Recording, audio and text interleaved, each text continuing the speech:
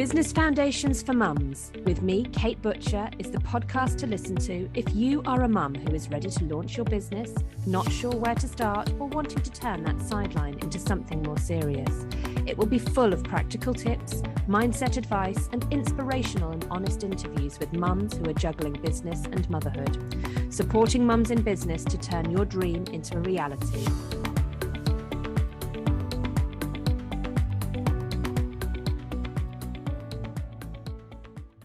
And welcome to today's podcast. Today, I have my first in-person podcast, which I'm really excited about. We're doing an interview in the same room, which is what I initially intended to do when I first had thoughts of a podcast, but the practicalities don't always work, and COVID was still going on when I started and very much in place, so it just never really happened. So I'm really pleased that I'm actually getting to do an interview. Today I am welcoming Amy De Sybel to the podcast, and Amy's going to tell us all about the fantastic business that she runs and how she juggles that with being a mother.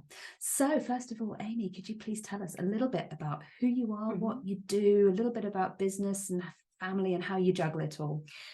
Yeah, well, so hello and thanks for having me. I'm Amy and I have a business selling my husband's paintings and sculptures, and I mainly do that online, although we have had sales that have come from online as well, in person, which has been fantastic. I am a musician. I'm also a teacher. And I'm a mum of two children. Hetty's 10 and Orlando's 3. So it is very busy, but I like it like that, to be honest. I always feel very kind of inspired creatively by lots going on. And I think when there's periods where I'm not doing anything, that's when I feel a little bit low. So I always have to get something going again.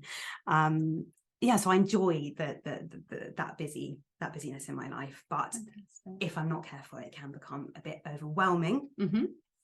So I just try to manage it and try and find a balance where possible.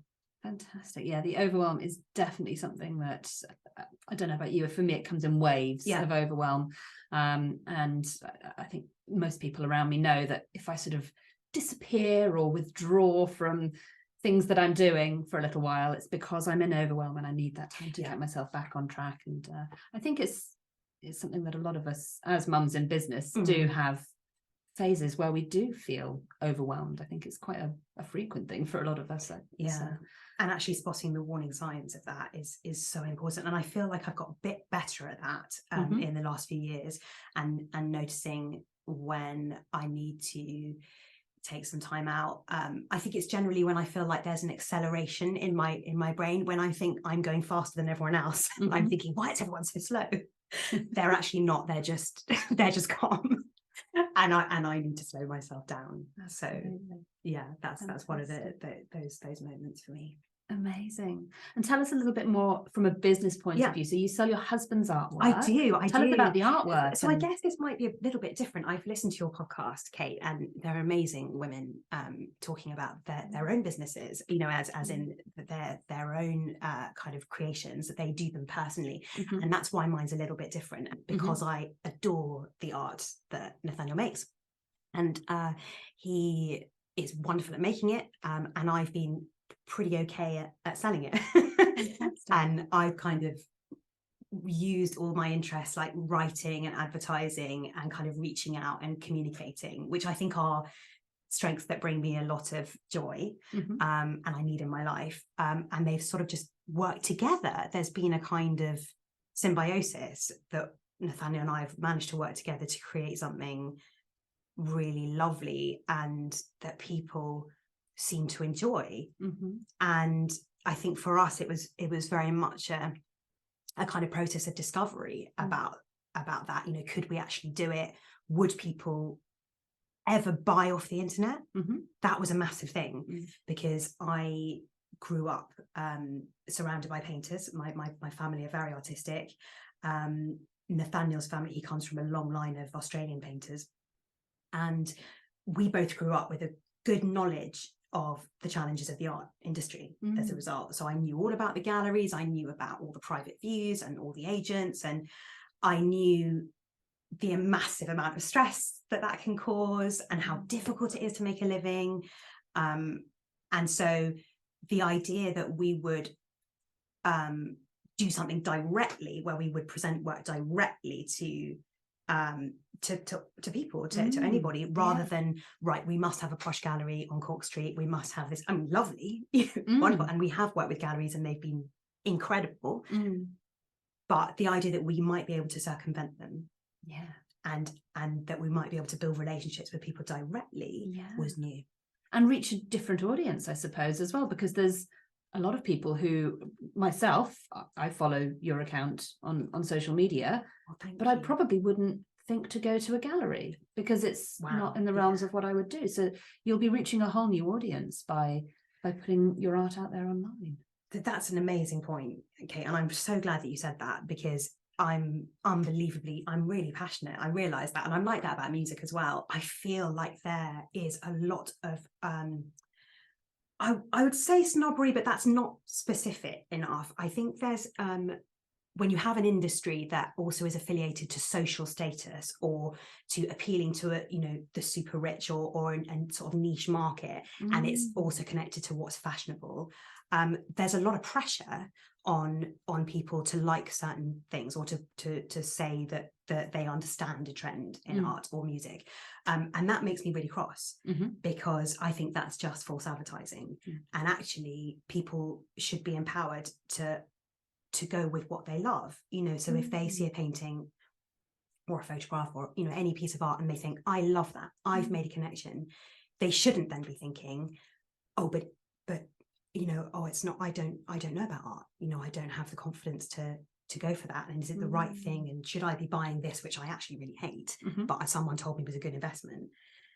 So I want to cut through that, and I want people to think, actually, yeah, I am an art buyer, and I'm going to buy that because I love it, and I don't care what such and such thinks. I'm going to do it. And art it's such a subjective thing, isn't it? Everyone has a different concept of what they like. And tell us a bit more about the type of art. I've seen of course. the art, but of course a lot of our listeners won't have, so tell us a little bit about what it's like.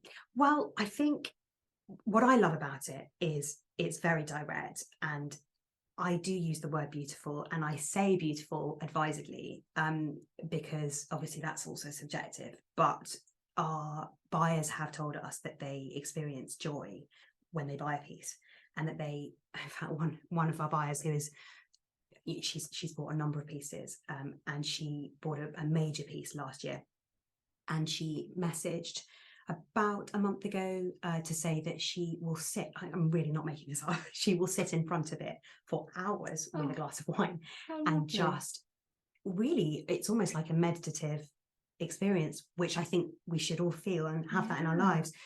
And that is also what's brought back a core group of buyers to us. So they've bought up to 9-10 works. It's fantastic, absolutely incredible, because of the way that the pictures work in the home. As I say, that we do different series. So Nathaniel has painted a lot of Italian landscapes, because he has spent a lot of time in Italy. We go back there a lot. They for a lot of people, having a scene like that to live with, where they've experienced joy, where they've been on holiday even just once and had that time with their family, that's formed an emotional connection.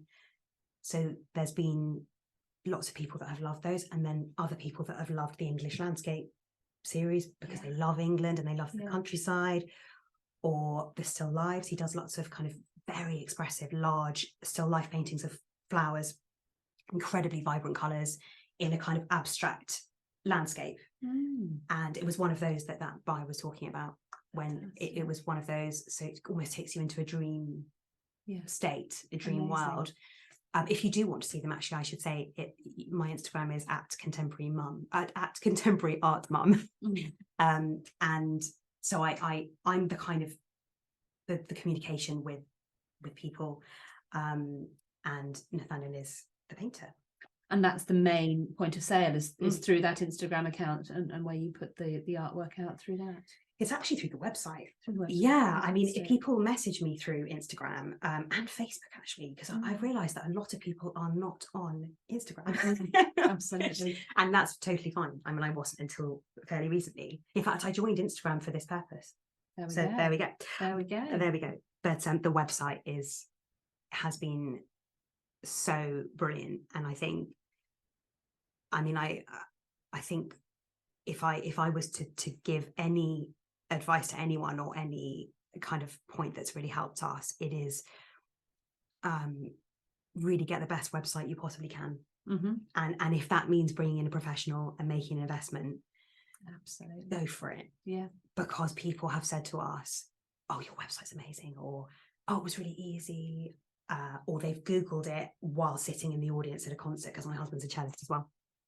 And they felt that it's so user-friendly and quick and all of that stuff. Now, we could never have built that. Fantastic. So yeah, we needed somebody great to do. That sounds absolutely amazing. Fantastic. So tell us a little bit about how you came to be involved in the business, how it came about. Well, it was one of those lockdown projects. So the first lockdown, I think it would have hit people in lots and lots of different ways. From our personal perspective, it was the music industry, because my husband is also a cellist, and we know what happened to concerts during that time. It's been very well documented. And that first lockdown, I went into what serves as a studio in our house, and I found a painting that he had done. He's always painted. It was a little seascape. And I looked at it and I said, I carried it through to our bedroom, and I said, this is really, really good. I think I could sell this. And he said, oh no, please don't put it on social media. I'm so embarrassed, because I think he was also we're both quite shy in some ways. Yeah. And I think the idea of saying buy something is such a hurdle. I mean, for anyone, nobody wants to. A lot of people, most people hate selling. There you go. Right. Yeah. Okay. Absolutely. So this was totally new. And I said, well, I'll do it. So I'm going to do it. And I put it on Facebook, and that was in April. And I think we went into lockdown on March the 23rd. Yeah. And it just went from there. Fantastic. People just so he wasn't selling his artwork at all prior to lockdown? He was, but he was selling it he had a couple of galleries in Australia. Because he is Australian, and he had a few pieces in there, and he's always painted. His father and grandfather are both famous Australian artists. Nathaniel was a cellist. I mean, is a cellist, and he's extremely highly focused on that. But he's always desperately wanted to paint, more and more and more. Fantastic. And so, yeah, but the amount of sales and the amount of everything commercial really started then. Fantastic. Yeah.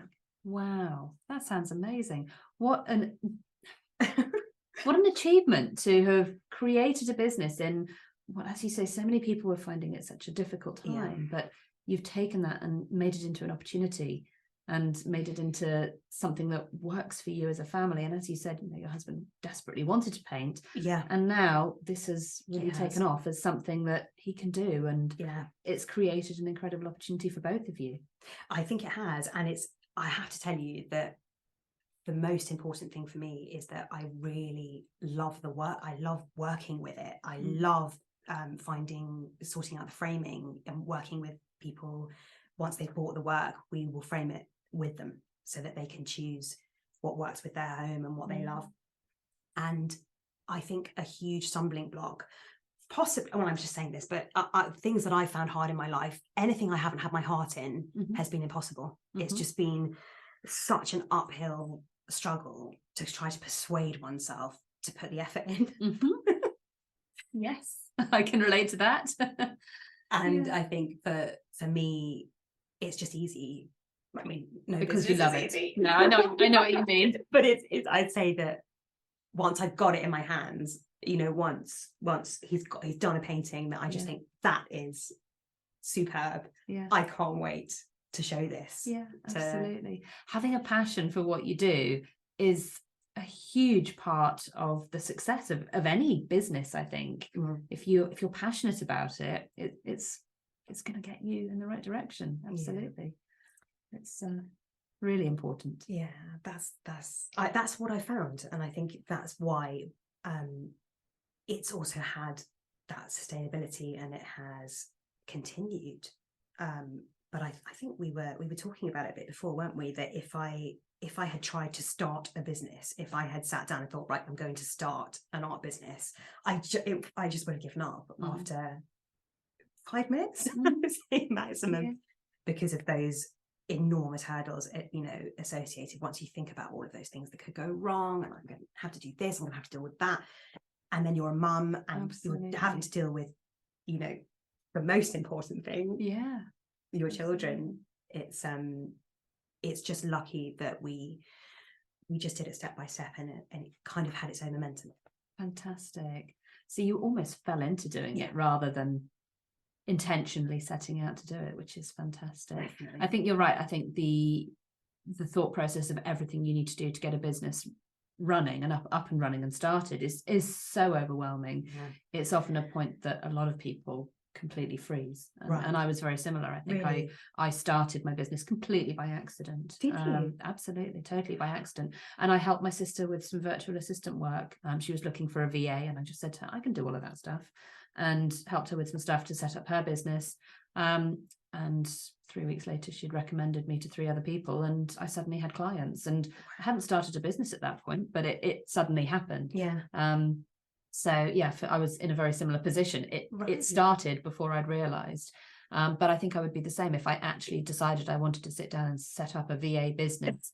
I would have researched it. I'd probably still be researching it now. And I would have researched it to death. And I would have been so intimidated, as I say, because the big guns, you know, you think about the art business, and I mean, you just think Sotheby's, Christie's, you know, all of it. You just think, what, you know, I'm just me. You know, what am I doing? Who do I think I am? So imposter syndrome would be kicking in. Massive imposter syndrome. Oh, fantastic. Thank you. And how does it all fit in for you in terms of like family life and the work that you're both doing, because you're both involved in this business? So how does that balance for you?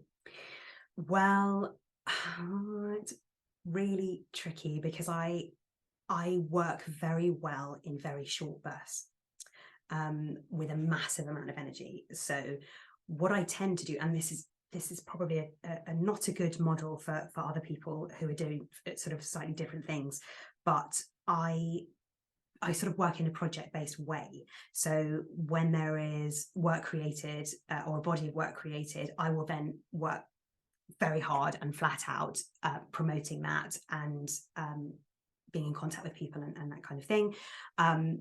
And that sort of works better than trying to set aside time every day. And I know that actually there's a lot of advice that says that's what you need to do, but it's just not practical for me, because I have really I know that if I don't manage the most important thing, which is the children, and look after them and make sure they've got everything they need, then things fall apart very quickly. Absolutely. And I think as a mum, you have to work in a way that works best around your family life and around the other commitments that you have, because like you say, if you don't, it all falls down. You've got to figure out what works for you as an individual, as a family, as a business, and how that all works together.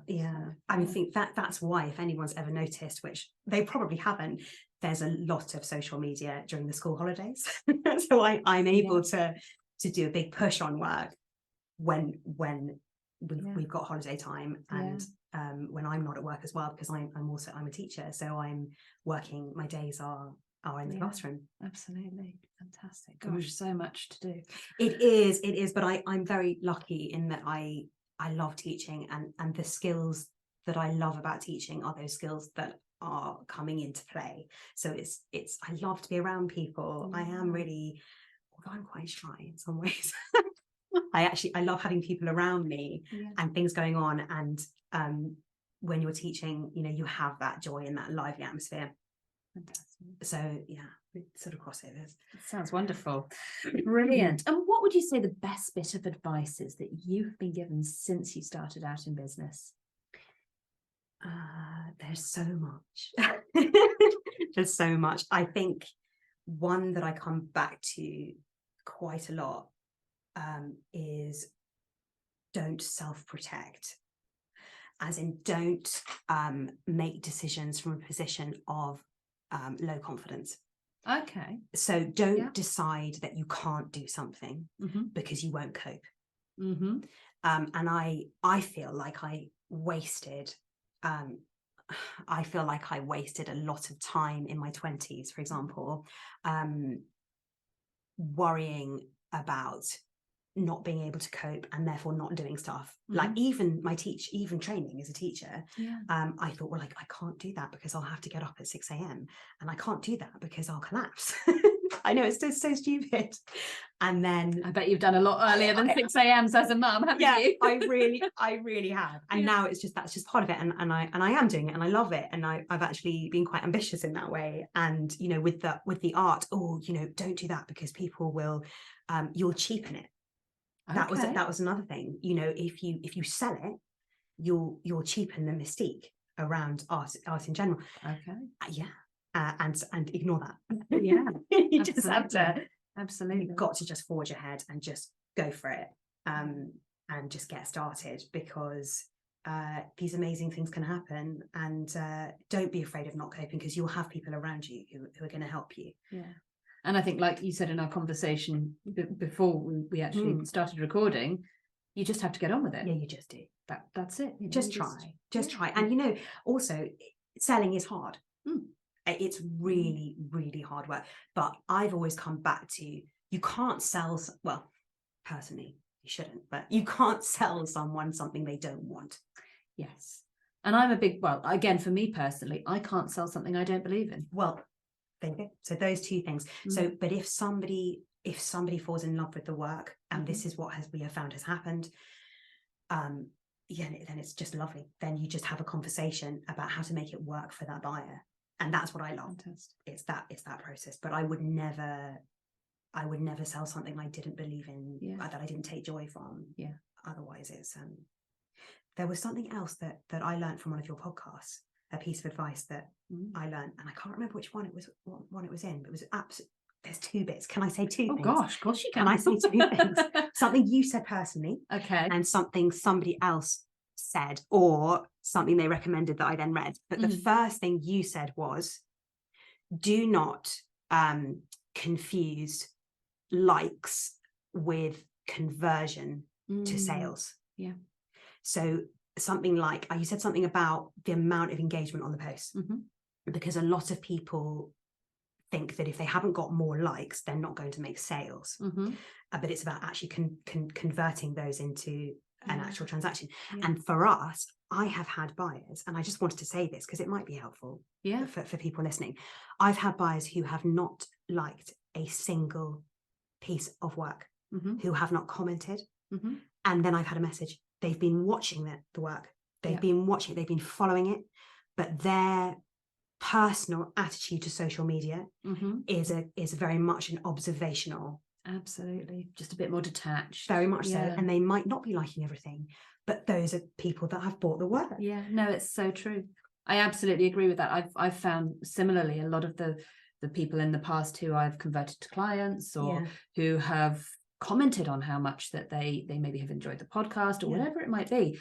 And when I look at their interaction, that there isn't any. And a lot of people will lurk in the background, but still be really interested in what you're doing. And often they're the people who are going to be your best clients. So I think it's amazing. Really worth doing, because yes, like you say, you can't rely on those likes, and likes are all well and good, but they're not the same. People interacting and liking your stuff is valuable, because it propels your content further as well. So it's really important to have that interaction. But it isn't the same thing, as you say, as the conversions. So that was new to me. that was really groundbreaking, because I'm sure that other people feel the same. The pressure to generate more likes or more comments or is massive. But if you can just sort of ignore that and just carry on anyway, even if something gets 3 likes or no likes, do you just go with your gut, keep going, because there could be people who are following you and you are not aware. Exactly. And so that's really equally, having a small and engaged audience is much more. That was the other one you're going to say. Go on, no, you say it. Say it again. So I was going to say that a small and engaged audience is much more valuable than having loads of people following you who don't really pay any attention to what you're doing. So keeping those, I suppose,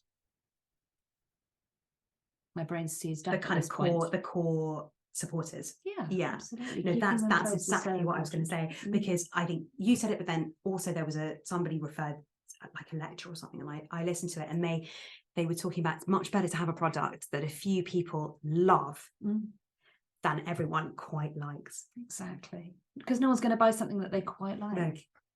But yeah, exactly, a few people who love something is definitely the way forward. Yeah, absolutely. That's been very valuable to me. Fantastic. Oh, well, I'm pleased that some of the advice that you found valuable is stuff that you've learned from the podcast. Oh, it is fabulous. No, it really is. I've really loved the podcast. It came into my life at exactly the right time, which was when I needed really some confidence that we were all trying something, and that it was okay to work things out, and that there was a community. That was really wonderful. Fantastic. Thank you.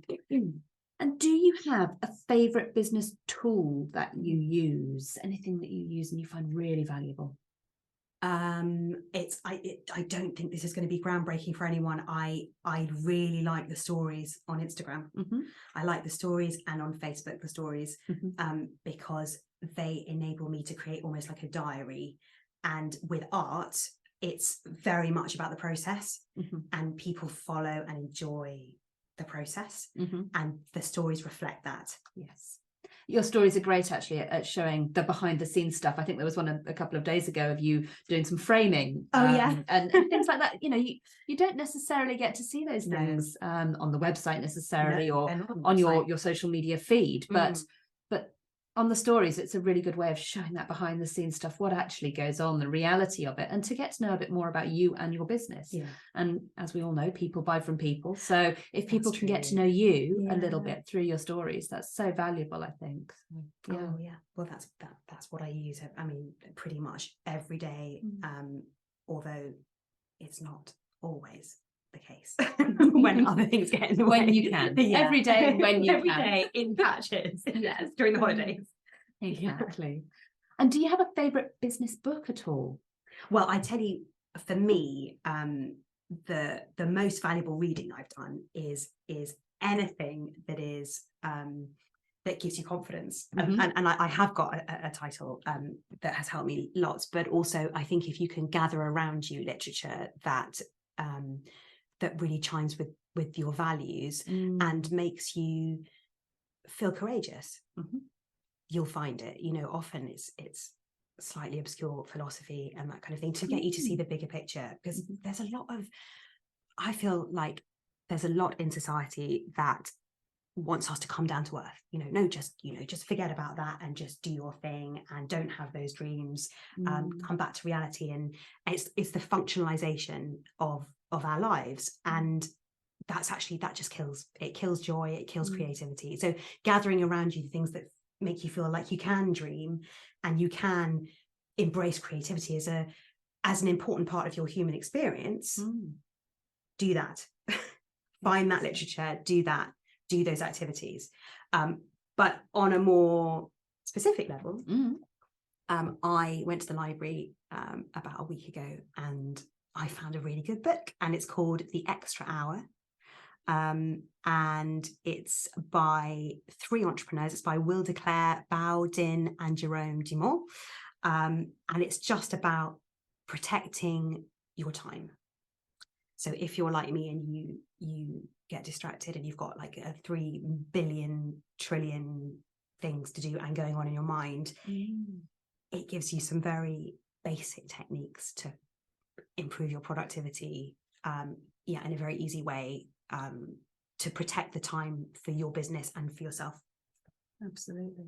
And what sort of, you said it gives you some tools, Yeah, some techniques. What sort of thing does it include in there? Can you give us a couple of examples? I'll give you a couple of examples, but I think lots of your listeners will be amazing at this already, and this is very much a text for somebody who needs to be more organized, and doesn't know those techniques. So apologies if you know these already, but it's things like time blocking, obviously, but things like managing your emails, because for me, my inbox had 30,000 emails in it yesterday. And I'm a bit extreme. When I like something, I go for it. And so I deleted all of them. Yes, a whole lot. That honestly fills me with dread. There's none. Absolute There's nothing left. There's nothing left. Because I just thought, I can live without it. It's got to go. And I do feel differently. Yeah. It talks about how you have to archive things, put things in folders. Yes. Which is very important. And yes. I think maybe this is a bit more impressive, this piece of advice. It's about fundamental investment. So investment mindset. Okay. Yeah. Because obviously we all know we are kind of wired for short-term gain. Yes. As human beings, that's completely fine. We know that. It's about putting aside the time to invest in the basics and the fundamentals so that everything else is easier, laying the foundations. Fantastic. And also automation of repetitive tasks. Yes. Which I liked as well. So really, if something can be repeated again and again, find a way for technology to do it for you. Absolutely. And do you know what, actually, before you arrived for the interview today, my morning has all been about automation. Oh, there we go. I've been working with some clients today on some automations that will help them to speed up a variety of processes. Automation is so important. When you can do it, it's just so helpful. So helpful. Yeah. Whether it's automating your, when someone signs up to your email list and automating a welcome response or a welcome sequence, or whether it's automating, I was just messaging with a client this morning about automating it so that they've used an integration tool so that the posts that go out on one social media platform are automatically posted to another, because they don't have a scheduling tool that works for both. So they've found an integration tool that will automate the two things. And just those automations that just speed things up and make things easier are so important. This is all new to me. I didn't even know what automation was. So this is massive. And I'm hoping that this will really help me as well. Fantastic. I love a bit of automation. Where you can, it's amazingly helpful. Yeah. Fantastic. So before we finish, please could you give us a little bit more information? You've given us your Instagram handle. Yes. If you could give it that again. Yes, I will. And tell us a little bit about the website and where we can find you. Okay, so on Instagram, I'm at Contemporary Art Mum, all one word. And my website is www.nathanielboyd.com. And you can see all the art there. On Instagram, you can see all the paintings and sculptures, but also the process behind it. So we have lots of kind of videos of the work being made, and then you can just enjoy it and enjoy what we're sharing, I hope. Fantastic. Yes, definitely will be. Definitely. Wonderful. Thank you so much for your time today. It's been really lovely to meet you in person, Amy, after we've interacted online, to actually have a human interaction. So thank you for coming along and joining us. Thank you so much for having me. Thank you for joining us here at Business Foundations for Mums. You can find all of our episodes, show notes and blog posts at businessfoundationsformums.co.uk, and you can follow us on Instagram or Facebook.